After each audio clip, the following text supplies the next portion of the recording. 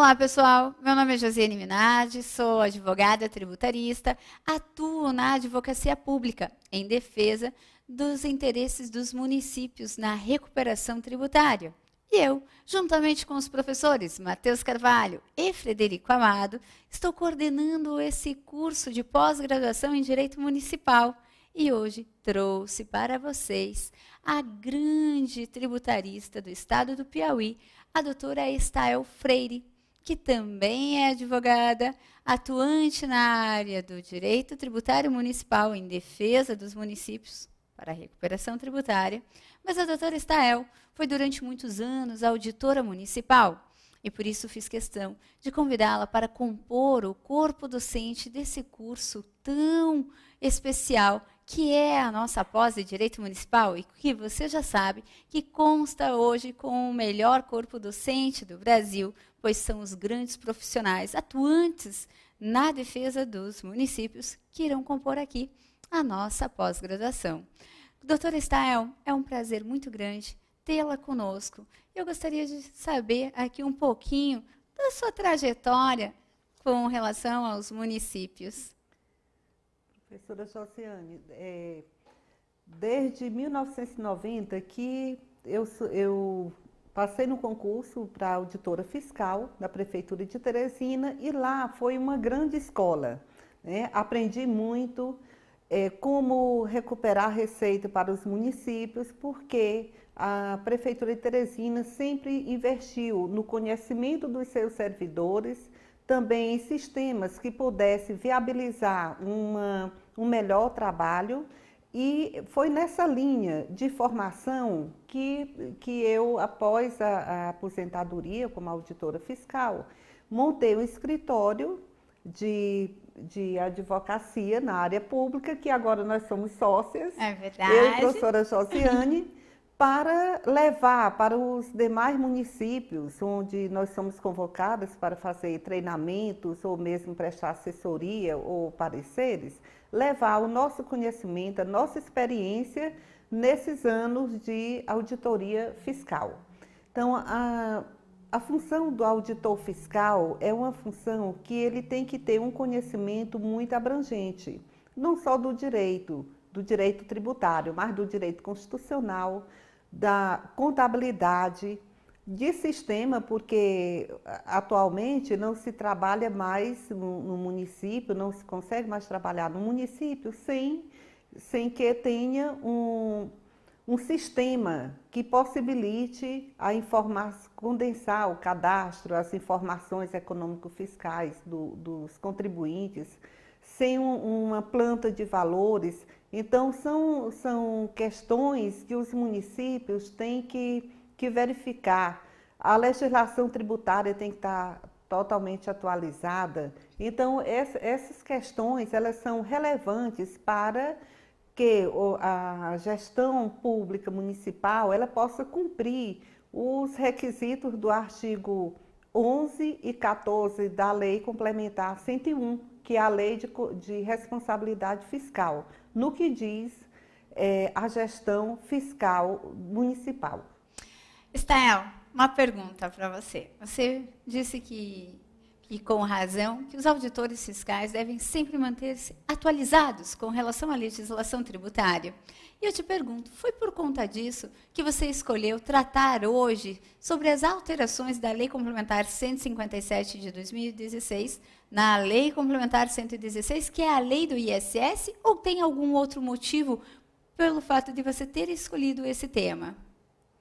Esse tema porque é um tema relevante. Os municípios terão que atualizar a sua legislação até o mês de setembro, final de setembro, dia 30 de setembro, para que possa vigorar todas essas alterações da Lei Complementar 116 de 2003. Né?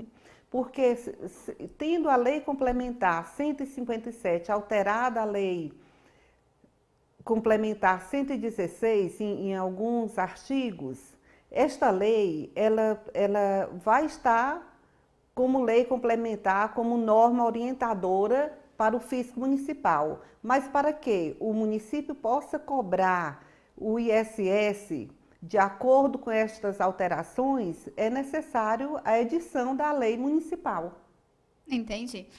Estel, me diga uma coisa. Você que atua há tantos anos nessa questão de recuperação tributária, eu vejo também que hoje, acompanhando o seu trabalho, até por ajudá-la, mas eu vejo o cuidado que você tem justamente com essa legislação municipal. Isso porque nós verificamos que alguns municípios não têm uma assessoria, né, na parte tributária, que vá ficar atento a essas mudanças que hoje em dia, como todos sabem, é mudança legislativa, é mudança jurisprudencial que nós temos tanto. Logo, é por isso que nós pensamos nessa pós de direito municipal, para que você possa contribuir mais, cada vez mais, para ajudar seu município. Mas, Estel, a questão é o porquê do ISS. Você trouxe o tema, você me disse da importância da alteração da lei, mas o porquê do ISS? Você acredita que o ISS é uma das principais fontes de arrecadação dos municípios? Professora Josiane, a importância do ISS para os municípios é porque é a maior receita própria dos municípios. Por que é a maior receita dos municípios? Porque os municípios, de regra, eles não atualizam a sua legislação e nem a sua planta de valores para cobrar, por exemplo, o IPTU. Então, nem o IPTU, nem o ITBI e também as taxas, geralmente só cobram as taxas de licença para localização e funcionamento. E, com isso, o ISS se torna uma receita muito significativa. Com a edição da Lei Complementar 123, a Lei do Simples Nacional, o que ocorreu? Todo o ISS, toda a legislação do ISS, daquelas empresas optantes do Simples Nacional, elas estão agora com a legislação federal, né, da Lei 123 até a última lei que foi editada, que foi a Lei 155 de 2016. Sendo legislado pela União, a competência para legislar da União, o município desconhece, na maioria dos seus auditores, desconhecem a própria legislação federal que rege o Simples Nacional. Tem a Resolução 94, que ela é completa, e tenho certeza que será abordada aqui na especialização de direito municipal, porque os municípios têm que adequar o seu sistema a essa legislação. Verificamos em alguns momentos, quando a gente presta assessoria a municípios, que quando se faz o cruzamento das informações que os contribuintes declaram para a Receita Federal, na DASN ou então DEFIS, quando se faz o cruzamento, na maioria das vezes ocorre erros, omissão de receita de ISS. Então, assim, por que é importante os auditores estarem qualificados, a legislação atualizada? É porque, se não acontecer essa atualização, os municípios vão perder a sua principal receita. E o meu medo ainda, que eu participei de um seminário em Brasília, no mês de junho deste ano, 2017, um seminário da OAB Federal sobre a reforma tributária. E um dos pontos que me deixa muito preocupada é que o ISS ele vai sair da competência dos municípios e passar para a competência da União. Talvez esse início de reforma tenha acontecido com a própria Lei 123 de 2006. Você entende que é até por uma questão da falta de arrecadação dos municípios quanto ao ISS que eles podem perder esse tributo, Estel? A alegação do relator, que é o deputado Rauli, a alegação é exatamente essa, que os municípios eles deixam de arrecadar por desconhecimento da lei, por falta de uma gestão municipal para acompanhar a arrecadação, para fiscalizar. Então, a alegação é esta do relator, mas eu não acredito que este seja um motivo tão relevante para tirar a competência do ISS do ente município. Entendi. Eu vejo até que realmente é uma grande preocupação essa questão por parte mesmo dos fiscais, auditores, quanto a como realizar a arrecadação correta do ISS, porque dependendo da atividade, a exemplo dos cartórios, né, a exemplo de instituições financeiras, torna-se difícil essa apuração, não é mesmo, Stael?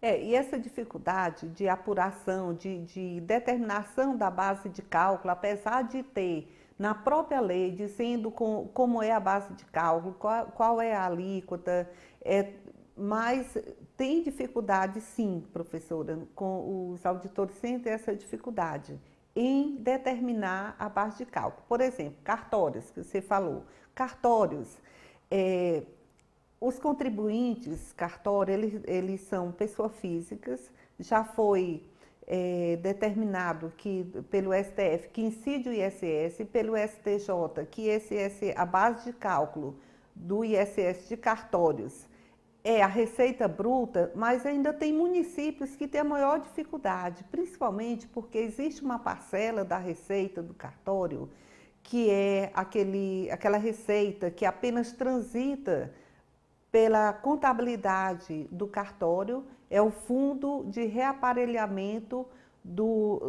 da justiça, né, que em alguns municípios, por exemplo, no Piauí é chamado Fermojupe, no Maranhão é FERJ, então não importa a denominação desse fundo, mas existe esse fundo para reaparelhamento da justiça, e esse fundo, às vezes, tem município que integra, quando vai calcular o ISS, integra esse fundo, essa receita, à base de cálculo. Outros municípios deduzem essa receita da sua base de cálculo do ISS. Então, realmente tem muita dificuldade. A gente sabe que tem decisões contrárias e tem decisões divergentes nos tribunais e que é grande a dificuldade. Também bancos.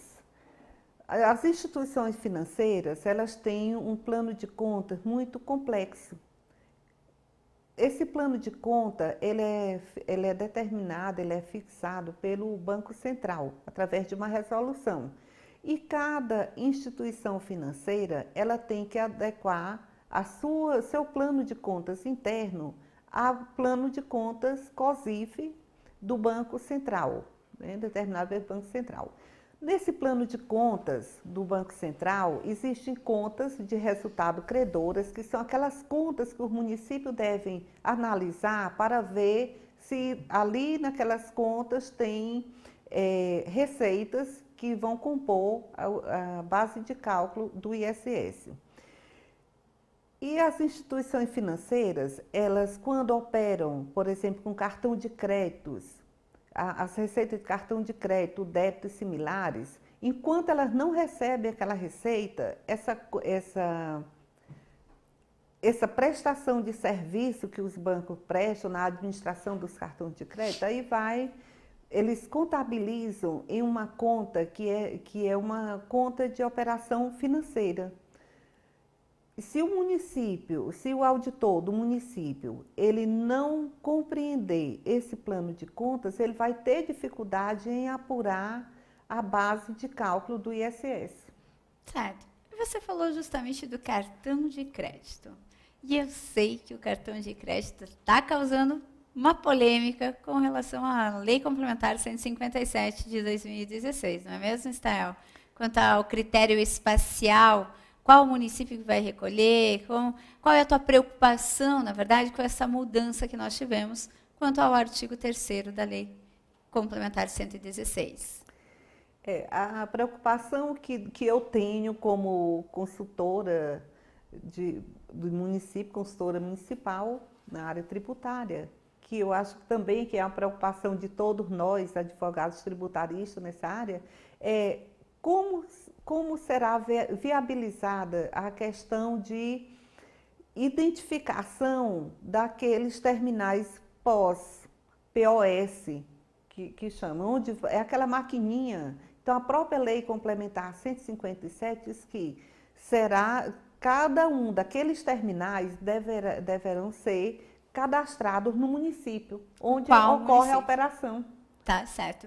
O que antigamente nós tínhamos a arrecadação pelo município da administradora do cartão de crédito, agora com a nova lei, fica para os municípios onde serão realizadas as operações. Exatamente. Na época, na edição da Lei Complementar 116, de 2003, naquela época, os municípios começaram, quando viram a lista de serviço, que tinha identificação das operações de lease, operações com cartão de crédito, débito, plano de saúde. Então, assim, os municípios ficaram fazendo os lançamentos, depois da edição das leis municipais, o lançamento do ISS referente a estas operações.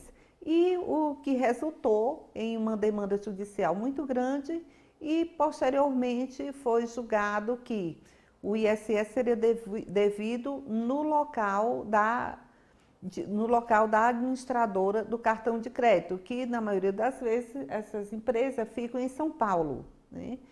E a prestação de serviço fica pulverizada em todo o Brasil. Então foi uma luta muito grande dos municípios, inclusive ocorreu o veto quando da edição da Lei Complementar 157 de 2016, e os municípios pressionaram através da Confederação Nacional dos Municípios para que fosse derrubado esse veto. E, graças a Deus, aconteceu isso. Então, será pulverizado o ISS dessas administradoras de cartão de crédito, de leasing, franquias, será pulverizado onde ocorrer esse fato gerador, em qualquer município do Brasil. Tá certo, então. Então, sai dos grandes centros, que, como você disse, a maioria fica em São Paulo, Rio de Janeiro, e acaba indo até mesmo para os municípios menores, o que é extremamente excelente para os municípios menores. Porém, tem-se o problema de como será feita essa apuração, não é mesmo, Estel? E o cadastro também dessas máquinas POS.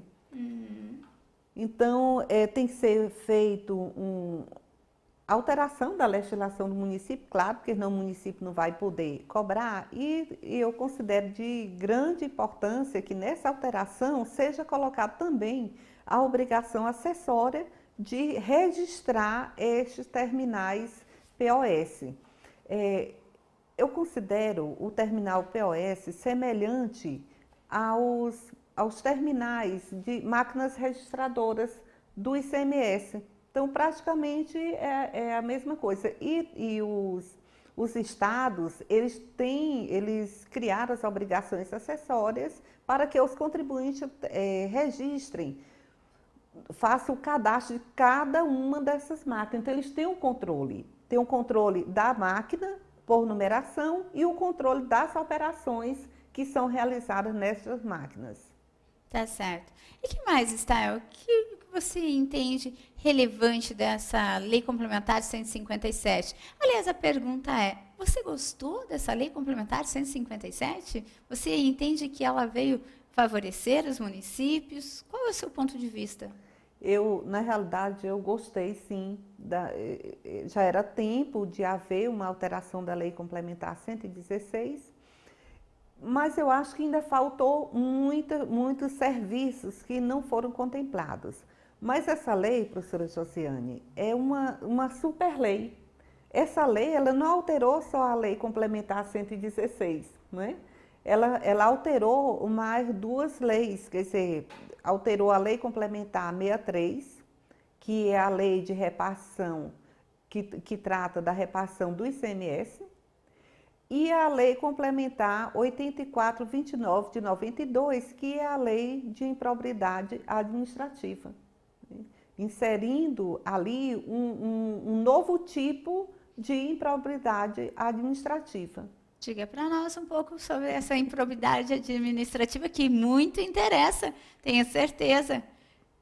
Então, essa improbidade administrativa, ela está quase que relacionada à base de cálculo e à alíquota, que também a Lei Complementar 157 regulamentou a alíquota mínima de 2% do ISS, que já constava quando da edição da Constituição de 88, lá no ato das discussões transitórias, né, no artigo 88. Justamente para evitar uma guerra fiscal que existia, né? Vários municípios querendo estabelecer alíquotas mínimas para atrair os prestadores de serviço. Até que, então, o artigo 88 já havia sinalizado que seria essa alíquota de 2%. Porém, a Constituição Federal, no artigo 156, parágrafo 3º, inciso 1, dizia: cabe à lei complementar estabelecer a alíquota máxima e mínima. Veio a Lei Complementar 116, disse a alíquota máxima do ISS 5%, mas não disse nada sobre a alíquota mínima. Logo, permaneceu a alíquota mínima de 2%, com previsão no artigo 88, dizendo que enquanto não houvesse uma lei complementar estabelecendo qual seria a alíquota mínima, seria essa de 2%. Até que agora veio a Lei Complementar 157 e manteve a alíquota mínima em 2%.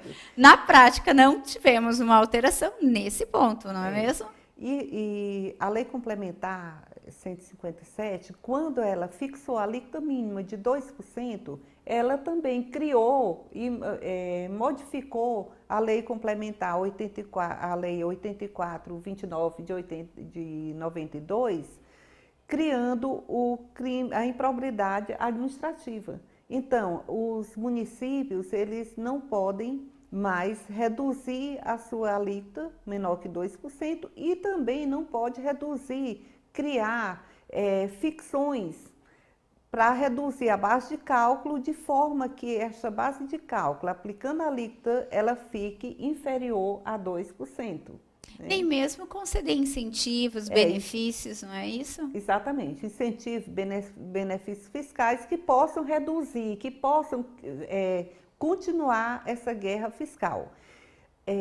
Nessa questão de isenções e benefícios, ficaram só aqueles serviços de construção civil e de transporte. E que já tinha sido previsto também lá na DCT.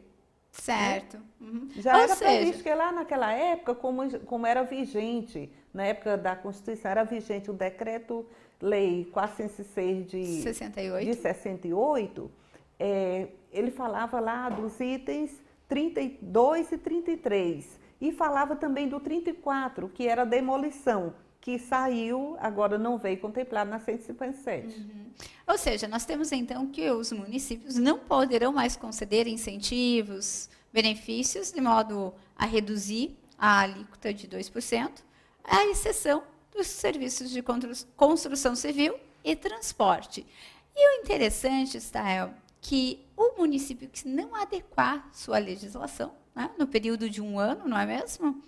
Ele vai ser prejudicado, até pelo fato de que a lei será considerada nula nesse ponto, não é isso, Stael? Quer falar alguma coisa a respeito? Pronto, o município tem que adequar, mesmo que esse incentivo fiscal, que proporciona uma base de cálculo menor, e que essa base de cálculo, ela, no cômputo, vai dar uma alíquota inferior a 2%, mesmo que não tenha sido do prefeito atual, a gestão atual que tenha editado essa lei, mas ela terá que ser revogada. Porque se o gestor não revogar, aí vai caracterizar improbidade administrativa.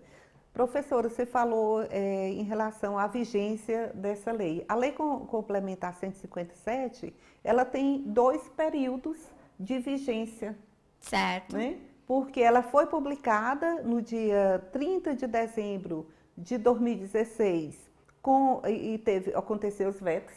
Né? Então, aquela parte que não foi vetada, ela começou a vigorar, a ter a sua vigência, no dia 30 de dezembro de 2016. E a outra parte da lei, né, então ela foi dividida em 2 partes, a parte da lei onde ocorreu o veto, que esse veto só foi derrubado no dia 31 de maio de 2017, então essa outra também tem um outro prazo de vigência, né? Porque ocorreram 2 momentos dessa lei. Entendi. E ainda com relação a Estael, o que me preocupa realmente é que esse é o diferencial dos servidores que estão atualizados, é que se não houver a modificação na legislação municipal, principalmente nesse ponto da alíquota, né, que a mínima é de 2%, mas que eu acredito que muitos já têm, mas que não forneçam mais benefícios e incentivos, se não houver essa modificação, o que nós temos é que a lei, nesse ponto, será considerada nula, e tem mais uma questão interessante. O prestador de serviço que recolher esse ISS, conforme prevê a legislação, que não esteja adequada à Lei Complementar 157, poderá pedir a restituição. E eu sempre digo, não, restituição, não gosto de restituição. Quando eu tenho contribuinte pedindo restituição para o meu município, não gosto. Mas na questão do ISS, eu considero que é até um pouquinho mais difícil um pedido de restituição. Você não entende dessa forma, Estael? Entendo, porque o ISS ele é considerado um imposto indireto. Né? Exatamente. Então, aí tem o grau de dificuldade de restituir. Quem de fato é o contribuinte? Né? O contribuinte de fato, o contribuinte de direito. O contribuinte de direito tem autorização do contribuinte de fato para solicitar essa restituição? Mas a questão relevante que eu acho aí nesse ponto da lei, da alteração da lei, é que os municípios vão ter que acabar com a guerra fiscal.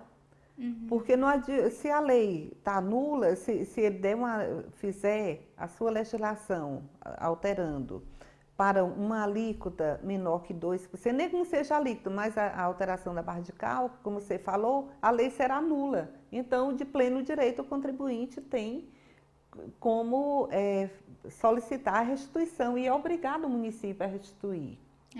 O que eu vejo é o seguinte, até para hoje, como eu atuo em defesa dos municípios, eu alerto que realmente a legislação sempre tem que estar impecável e a razão de ser requerida a restituição pelos contribuintes está justamente no ISS, que hoje o entendimento do STJ é que o ISS pode ser considerado tanto direto como indireto, pois se houver o repasse desse imposto para um próximo, para o tomador do serviço, ele seria considerado indireto, se não houver o repasse, é direto. Mas como comprovar se houve ou não houve o repasse, se o ISS incide sobre o valor do serviço? E quando a gente fala de valor de serviço, cada prestador de serviço coloca o valor do seu serviço como bem entender. Então, é difícil hoje para o contribuinte, para o prestador de serviço, dizer que não repassou o ISS. Eu, como advogada do município, eu vou dizer que foi repassado. E aí entra nessa questão. O artigo 66 do CTN só permite a restituição de tributos indiretos quando comprovar que não houve o repasse, ou se houve o repasse, que há uma autorização daquele que suportou o encargo financeiro, no caso, o tomador de serviço, se o contribuinte de direito que prestou o serviço tem uma autorização do tomador de serviço para pedir a restituição. Então, veja na prática como acaba inviabilizando até esse pedido de restituição. Não acho tão simples assim. E uma outra dificuldade, professora Josiane, é porque neste caso específico, o contribuinte ele está em um município e prestou serviço em um município diverso daquele em que ele está cadastrado. Então, essa é a grande dificuldade também da restituição. Exatamente. Porque é um município diverso, não é o mesmo município. É porque, via de regra, o ISS é devido, pelo artigo 3º da Lei Complementar 116, o ISS é devido no município em que tiver o estabelecimento do prestador de serviço. Se ele não tiver estabelecimento, será então devido no município em que ele tem o domicílio. As exceções são trazidas justamente pelo próprio artigo 3º, em que, em alguns casos, a exemplo, construção civil, demolição, o ISS será devido no local onde foi prestado o serviço, Mas tivemos alterações também na Lei Complementar 157, não foi? 157 em relação a deslocamento de domicílio tributário, né? Tivemos 3 exceções. Fale um pouquinho para nós, doutora. Então, as exceções foi em relação àqueles itens de cartão de plano de saúde veterinário também,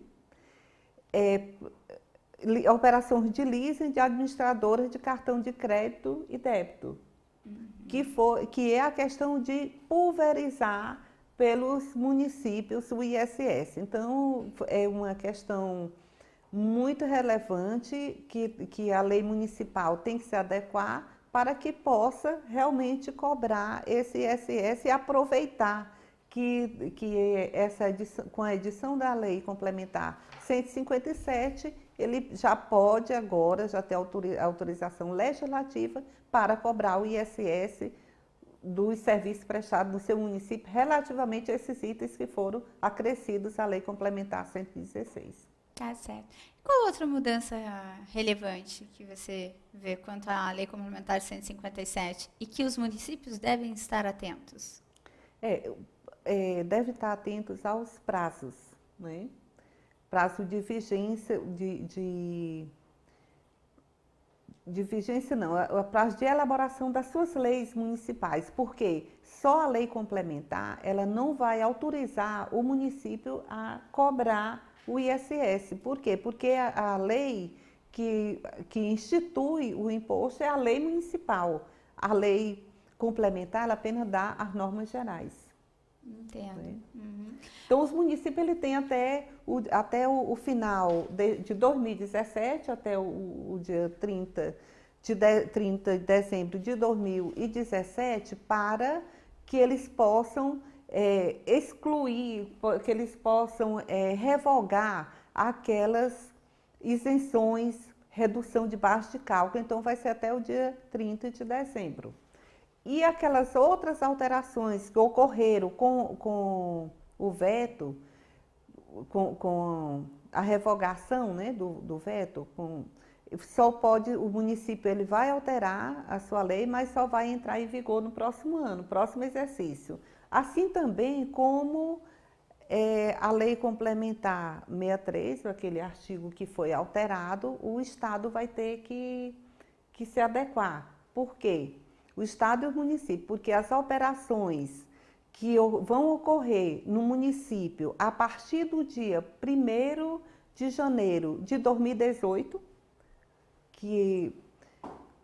onde um estabelecimento comercial que ele fez uma operação interna, ele está estabelecido em um município e ele vai vender a mercadoria em outro município, né, esse estabelecimento, mesmo que ele tenha a inscrição neste outro município, antes da lei 157, o contribuinte ele podia informar só no local do estabelecimento, no estabelecimento matriz. Agora não, agora ele vai ter que indicar na nota fiscal qual é o município que está ocorrendo o fato gerador do ICMS. Isso vai ser bom para o valor adicionado do município. Explica um pouquinho sobre o valor adicionado, Estel, para nós. O valor adicionado é um dos critérios de apuração do índice do IPM, o índice de participação dos municípios no ICMS. O valor adicionado ele corresponde a 75% do índice.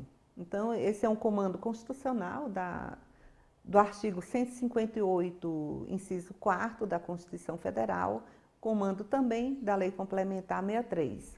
Então, o valor adicionado, o município ele pode verificar todas as operações que ocorrem dentro do seu território, com todas as empresas que praticam vendas ou industrialização e que essas operações sejam fato gerador do ICMS.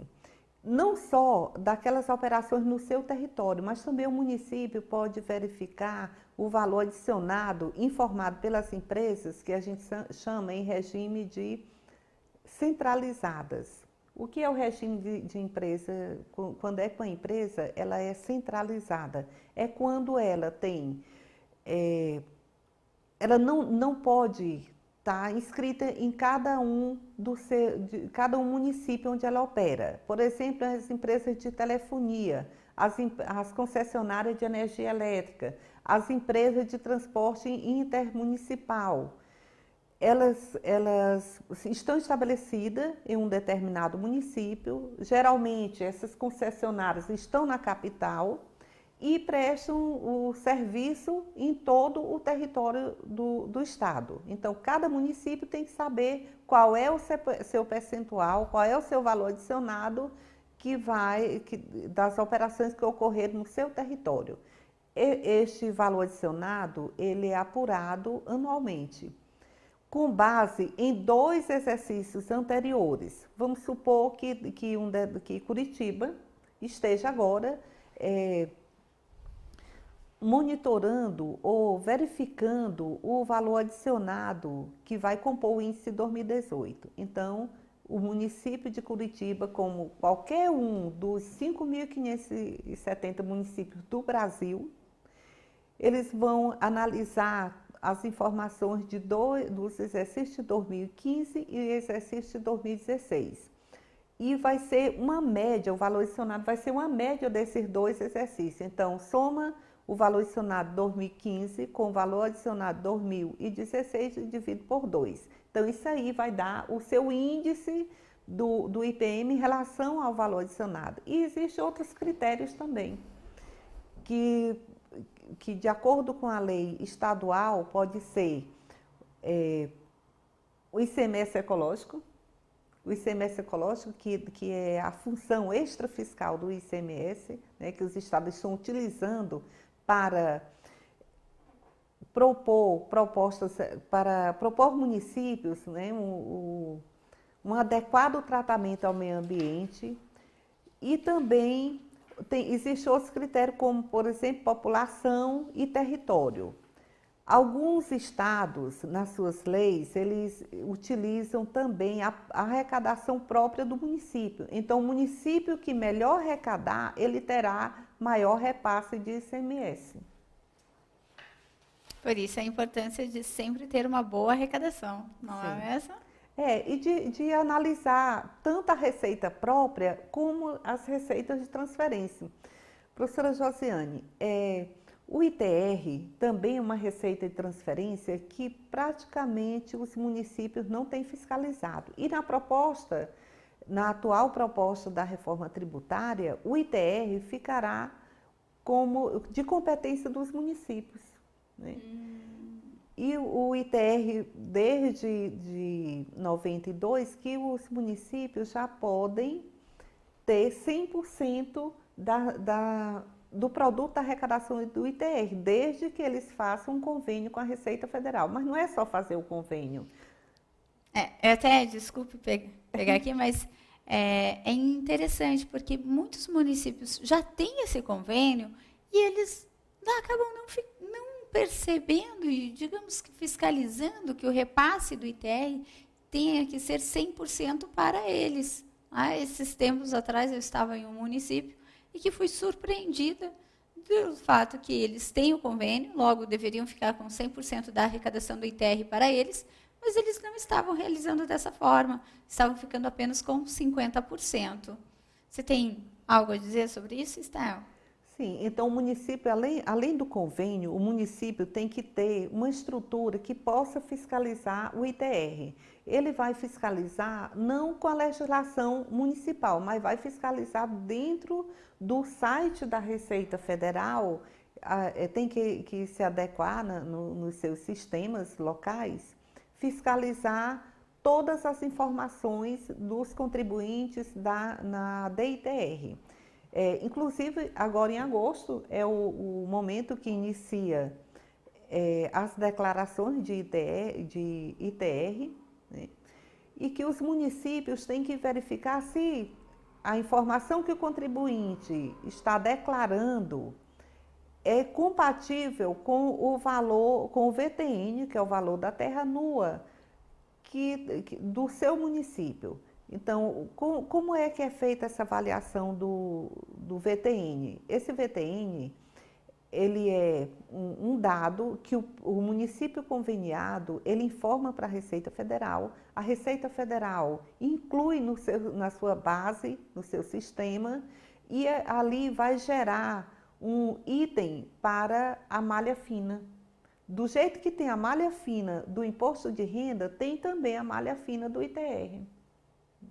Então, os municípios têm que informar anualmente, os municípios conveniados, informar anualmente o valor da terra nua e repassar para a Receita Federal. E o fiscal, o auditor fiscal do município, ele tem que fazer um treinamento, a Receita Federal disponibiliza esse treinamento, nós temos orientado os municípios onde a gente trabalha, que esses auditores, eles, além da atualização, que eles façam o trabalho de fiscalização junto aos contribuintes. Agora, o município ele não pode multar, ele não pode criar uma obrigação acessória, toda a legislação é federal. Isso porque a competência do ITR é federal. Passa apenas a arrecadação para os municípios, desde que haja convênio, como bem você lembrou. Stael, falamos sobre as alterações da Lei Complementar 157, a importância dos municípios atualizarem a sua legislação. Você acabou entrando na questão do ICMS, que também é uma receita de transferência para os municípios. Disse agora sobre o ITR. E o que mais você verifica de importante que deve ser prestada atenção quanto à parte de recuperação tributária, que é o que realmente interessa para os nossos municípios, não é? Eu vou falar aqui da CEFEM, que a CEFEM ela não é um tributo, é uma compensação financeira pela extração mineral. E que no Brasil tem muitas áreas de extração mineral. Por exemplo, no próprio Piauí existe a segunda maior jazida de níquel do mundo. Existe a exploração de calcário no Cerrado. Por exemplo, no Mato Grosso do Sul, que é muito forte o cerrado, a exploração, o agronegócio. Então, no agronegócio, na plantação de soja, de algodão, de milho, é preciso que seja adequado o solo. E essa adequação do solo, geralmente, é feita através do calcário. Utiliza o calcário, utiliza o gesso. E esses produtos, eles são explorados e os municípios recebem dessa CEFEM 65%. Então, do produto de arrecadação da CEFEM, 12% é da União, 23% é do Estado e 65% é do município, quer dizer, a maior parte é do município. E os municípios, mesmo aqueles municípios mineradores, eles, de regra, desconhecem a legislação da CEFEM. Eles não fazem um convênio com o DNPM, que é o Departamento Nacional de Produção Mineral, que este órgão, ele é quem fiscaliza a CEFEM. Tá certo. E tudo isso nós iremos verificar aqui no nosso curso de pós-graduação de Direito Municipal, não é mesmo, Stael? Com certeza. Além dessa questão da receita própria, nós também sentimos que os municípios necessitam de adequar a sua legislação no item que se refere ao processo tributário, administrativo tributário. Então, o processo administrativo tributário é uma parte da legislação que deve ser feita com muito cuidado, porque ali no processo administrativo tributário é onde o município tem a competência para lançar, para cobrar e para executar os seus créditos. E é nesse processo administrativo tributário onde a gente vê que os municípios, eles não fazem adequadamente o seu lançamento, eles não obedecem à legislação, não obedecem aos prazos. Então, se acontecer isso, eu estou me referindo a municípios pequenos, aqueles municípios, professora Josiane, em que até hoje não se adequaram à Lei Complementar 116, que a gente pensa que não existe, mas existe muitos municípios, municípios pequenos, que ainda estão com leis antigas, anterior à Lei Complementar 116. Então, agora vão ter que adequar sua legislação, não só a Lei Complementar 116, mas atualizada pela 157. Tá certo. E a preocupação realmente é mesmo com a questão do processo tributário, porque tem uma legislação boa, muitas vezes, né? Mas falta, às vezes, a questão da arrecadação estar correta, porque em alguns municípios nós visualizamos também que são poucos fiscais e que tem que ter uma técnica mesmo de fiscalizar, porque os poucos fiscais têm que fiscalizar toda a cidade, todos os tributos arrecadados por aquele município. Então, deve existir, sim, essas técnicas, deve ter o aprimoramento e, principalmente, como nós batemos muito nessa tecla, o aperfeiçoamento dos fiscais, não é mesmo, Estel? O aperfeiçoamento dos fiscais, o treinamento, a interface com a legislação, não só a legislação local, mas com a federal, com a municipal, por conta das transferências, e também os municípios, eles têm que gerenciar os seus tributos e não só fiscalizar. É importante que seja feito um planejamento e que sejam feitas ações pedagógicas.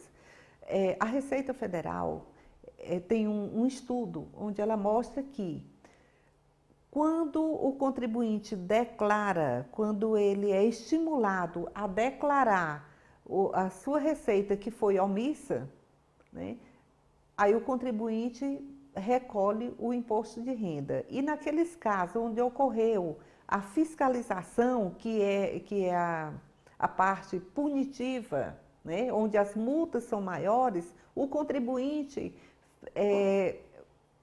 se protege nas instâncias administrativas e judiciais e prorroga o pagamento desse imposto o tanto que ele pode.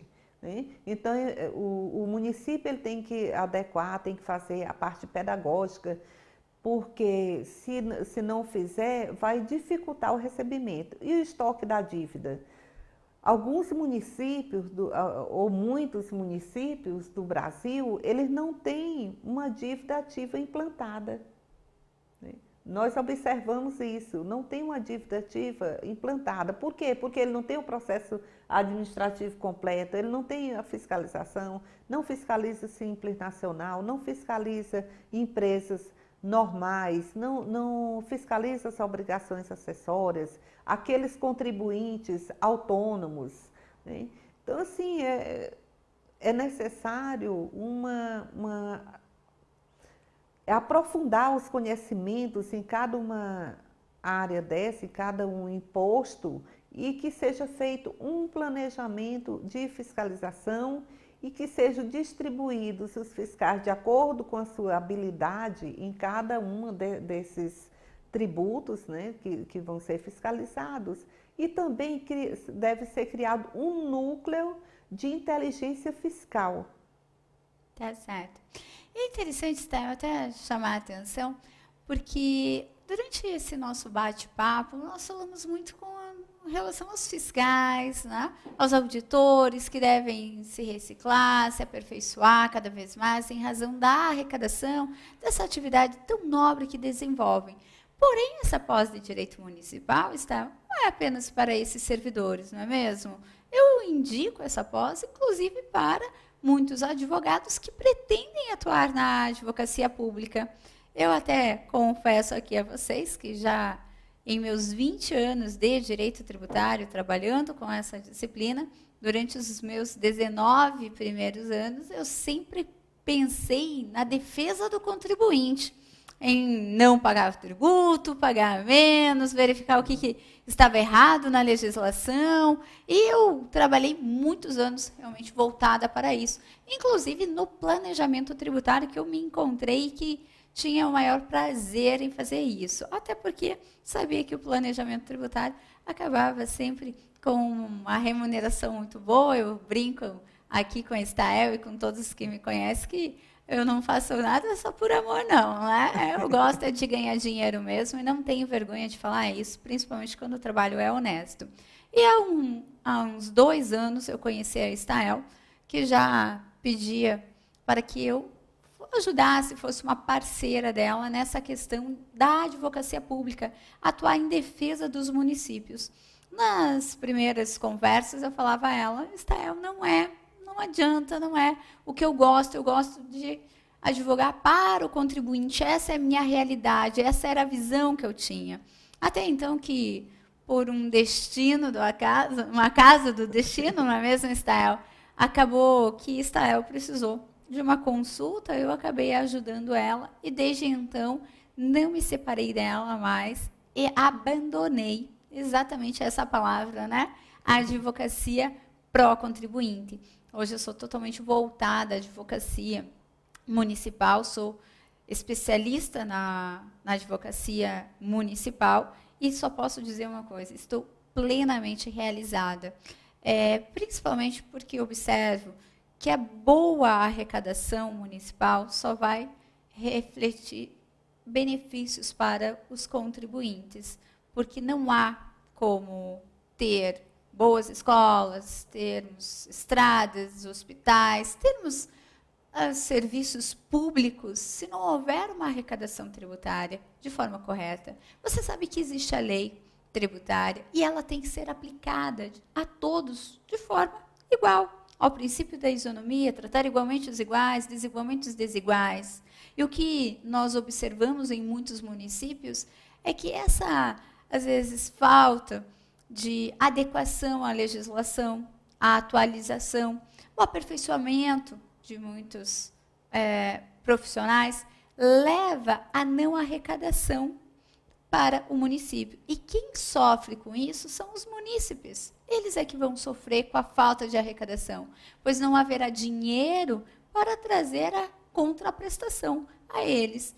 E é por isso, então, que nós hoje lutamos, não é, Estael, para que haja uma tributação correta.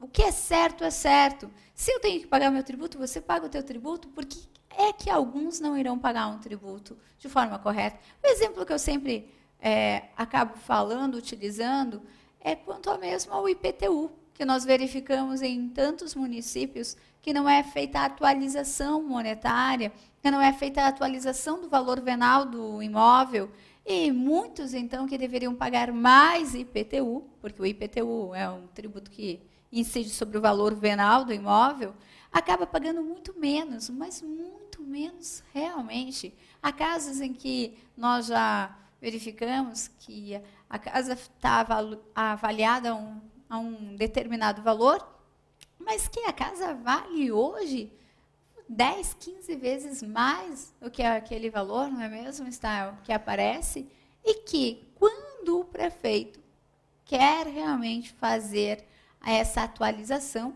é muito bem visto pelos munícipes, até pelos partidos, né, contrários, porque acha que não está fazendo correto, mas você sabe que a mera atualização monetária, por exemplo, pode ser feita por mero decreto, não precisa nem mesmo de lei. E é isso que nós, hoje em dia, estamos atuando, fazendo a diferença, penso. Você não considera assim que fazemos a diferença em muitos municípios? Considero. E você falou no IPTU, o IPTU, na maioria dos municípios, além de não ter o seu valor venal atualizado, né, pela planta genérica de valores, também não tem o cadastro. E quando tem o cadastro, nós tivemos recentemente em um município, e a gente comentando sobre o cadastro, a necessidade de atualização do cadastro, o secretário de Finanças falou, doutora, 50% do nosso cadastro de IPTU, cadastro de imóveis, 50% dos contribuintes estão com o nome ignorado. Quer dizer, o município está perdendo aí 50% do seu IPTU só porque não tem um cadastro atualizado. Isso é triste. É triste, né? Professora Josiane, além disso aí, está se desenvolvendo muito aqui no Brasil a questão da energia renovável. Nós já participamos de um trabalho, inclusive com a publicação de um livro, né? O livro com vários autores, né? Sob a coordenação da professora Betina e professor Caliendo. Então, a professora Josiane escreveu um artigo, eu também escrevi um artigo, sobre a energia renovável. E tem muitos municípios, aqui o Paraná é o que tem, que também tem muita energia renovável. O Piauí está sendo agora sede da maior usina solar da América Latina, que é no município de Ribeira, do Piauí. Então, este município é um município pequeno, que não tem estrada, que não tem nem sequer fiscal. E que nós estamos orientando lá, porque a tributação da energia renovável, nós temos estudado e nós verificamos que não é só o ICMS vindo através do valor adicionado, e não só o ISS da construção civil, mas existem questões como, por exemplo, aquela faixa onde passa a linha de transmissão, a faixa de servidão, que ali incide o ITBI. E os contribuintes, essas empresas, elas têm que fazer um registro no cartório e fazem um contrato de indenização. Na realidade, eles não estão indenizando aqueles proprietários de imóveis por onde vai passando a linha de transmissão, mas eles estão fazendo um contrato de superfície ou um contrato de servidão. E esse contrato dura anos, e essa servidão ela é base de cálculo para o ITBI. Tá certo. Na verdade, meus queridos, eu fiz questão de chamar a doutora Estael, até para mostrar para você que está buscando aí uma especialização, que o direito municipal é realmente te fornece um grande mercado. Eu digo, tanto para os fiscais, auditores, servidores que querem buscar o aperfeiçoamento, como você, advogado da iniciativa privada, que quer atuar agora na advocacia pública, com certeza absoluta, essa pós de direito municipal fará toda a diferença para você. Eu digo, até por experiência própria, que simplesmente acreditava que o bom mesmo era defender apenas o contribuinte, e hoje eu falo que eu adoro a defesa dos municípios, verificar a questão da recuperação tributária, ajudar os munícipes realmente. Eu não entendo que eu simplesmente mudei de lado e abandonei meus contribuintes pelos quais eu tenho tanto amor e carinho. Ao contrário. Porque se trabalha pensando na função social do tributo. Exatamente, né? Isso. Na legalidade, na isonomia e na função social do tributo. E é por isso, então, que eu convido vocês para conhecer a nossa pós de Direito Municipal, em que vocês terão aulas com grandes profissionais. Teremos aula com a professora Estael, que vai passar toda essa questão de prática, de também como se faz a arrecadação. Nós sabemos que tem muitos profissionais, mas nem todos têm essa experiência de uma pessoa até que trabalhou do outro lado, né? Então, a doutora Estael pode ajudar você, que é da advocacia privada, que quer se tornar agora advogado e advogar para os municípios, como vocês, que são auditores, fiscais, servidores. É, com certeza, uma grande experiência. Além de tantos outros grandes profissionais, como eu falei, nós, coordenadores dessa pós-graduação de Direito Municipal, eu, professor Matheus Carvalho, professor Frederico Amado, escolhemos a dedo os grandes profissionais hoje do Brasil para compor essa pós-graduação de respeito, porque você merece. Não queremos enganar ninguém, nós queremos trazer uma alta, realmente, uma alta inteligência para que você possa se desenvolver cada vez melhor em sua área. Então, eu encerro por aqui hoje a nossa semana acadêmica, a segunda jornada da semana acadêmica, e deixo o convite para que venha conhecer a nossa pós de Direito Municipal. Um grande abraço e até mais. Obrigada, professora Estael. Obrigada também, professora Josiane, de fazer parte desse núcleo de inteligência no direito tributário municipal, que é a equipe, que é o time do SES. Obrigada. Então, esperamos vocês. Venha se aperfeiçoar conosco. Aqui você tem todo o nosso respeito, admiração e você vai perceber como será diferencial na sua carreira.